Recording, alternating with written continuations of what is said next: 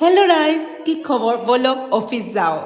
ঠাণ্ডা দিনত গা পা ধোৱাটো বহুত টান কাম ন, আৰু তাতকৈ টান কাম হৈছে চুলি ধোৱাটো। কিন্তু আজি মই এইকেইটা কাম সোনকালে কৰি অফিচ যাব ওলাইছোঁ। এইকেইদিন কি হৈছে একদম ধৰিব পৰা নাই। গাড়ী পোৱাত ইমান দিগদাৰ হয়, অফিচ সোনকালে ওলায়ো লেট হৈ যায়। আৰু ড্ৰাইভাৰবোৰৰ যি লেবেল, আগতে মাতে আহক বাইদেউ আহক, আজিকালি কয় পিছত এটা ছিট আছে বহিলে বহক নবহিলে নাই, গাড়ীয়ে নাই, সিহঁতৰ লেবেলটো বাঢ়িবই। ক্লাছ 12ত যে আমি এটা চেপ্টাৰ পাইছিলোঁ ইকনমিক্সত, ডিমাণ্ড এণ্ড ছাপ্লাই, সেইটো এতিয়া প্ৰেক্টিকেল লাইফত বেছি ভালকৈ বুজি পাইছোঁ। বাৰু যিয়ে নহওক, আজি টাইমতে অফিচ আহি পালোঁ। অফিচ পাই চিধাই একাপ চাহ খাই লৈছোঁ, কাৰণ যি ঠাণ্ডা পৰিছে, আৰু তাতে চুলি ধুই আহিছোঁ ন, চুলি ধুই আহিলে বিৰাট ঠাণ্ডা লাগে।